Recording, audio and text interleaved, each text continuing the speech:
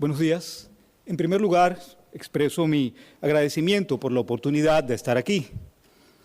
Mi nombre es Juan Carlos Gutiérrez, como se ha dicho, presidente de la World Jurist Association Human Rights Institute y también socio del despacho de abogados Cremades, Carlos Sotelo en Madrid.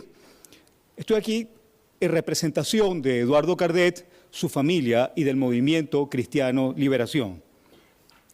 El año pasado, en este mismo escenario, estuvo Sofía Hopperger, una joven estudiante de esta bella ciudad, quien hizo una presentación del caso del doctor Cardet.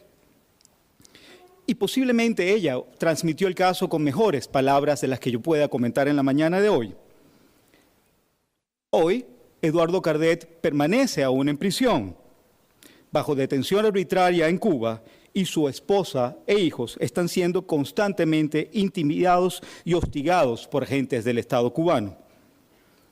Debemos recordar a Eduardo Cardet como padre, como médico de familia, pero también como coordinador nacional del Movimiento Cristiano Liberación. En particular, esta asociación propone cambios políticos, democráticos y pacíficos en Cuba, y ha mantenido Eduardo Cardet su activismo durante 15 años en forma ininterrumpida. 15 años dentro de los cuales ha estado constantemente perseguido, hostigado y arrestado durante breves periodos de tiempo.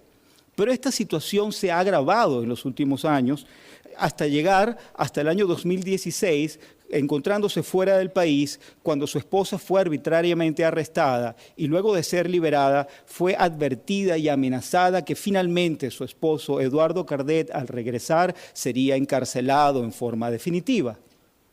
Eduardo Cardet valientemente regresa a Cuba y esa amenaza fue cumplida.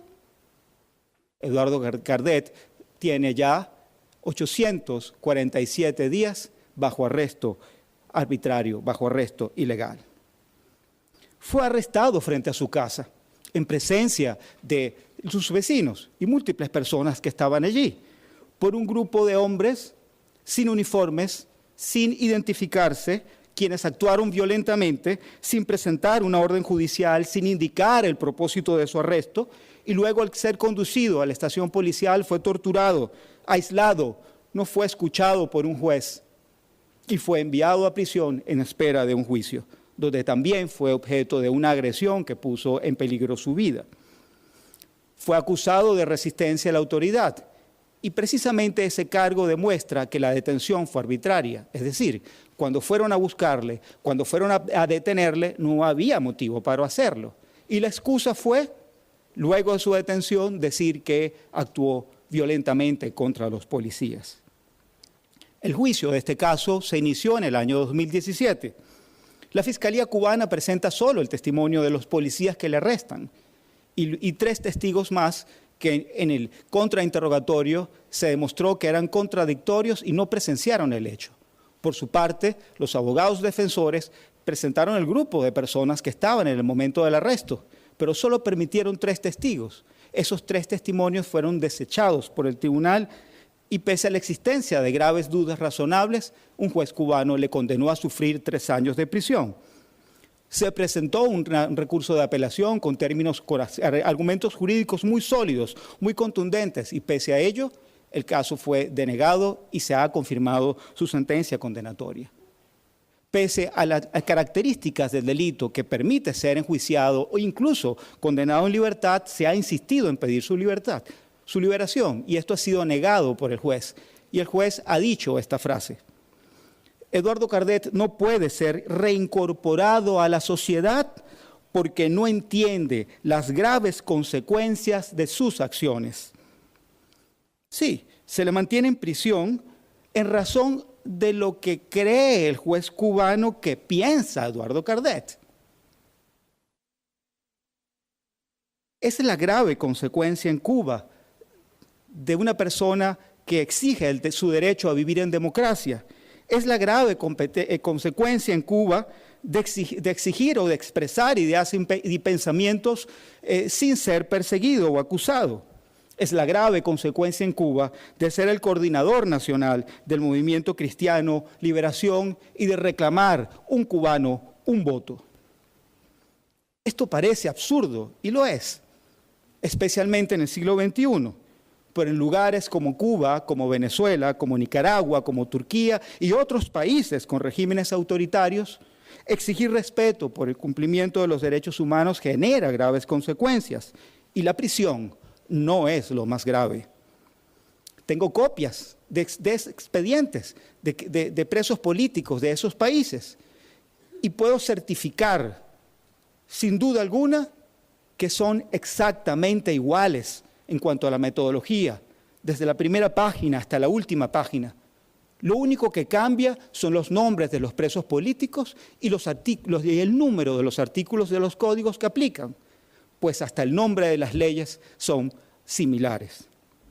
El caso del doctor Cardet es muy similar al caso de Leopoldo López en Venezuela, a quien también defiendo, y ambos son prisioneros de conciencia, según lo ha caracterizado Amnistía Internacional.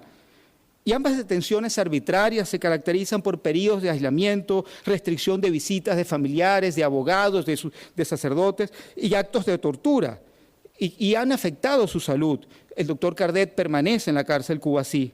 Y hace algunas horas la casa de Leopoldo López, donde está bajo arresto domiciliario, fue objeto de graves asedios.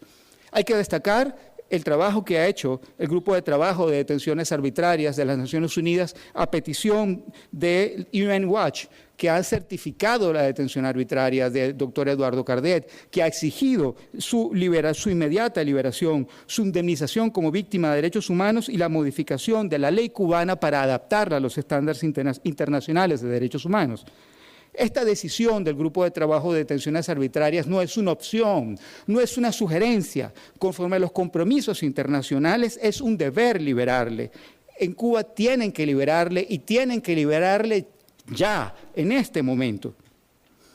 Denunciamos también un patrón sistemático de persecución contra otros miembros del Movimiento Cristiano de Liberación.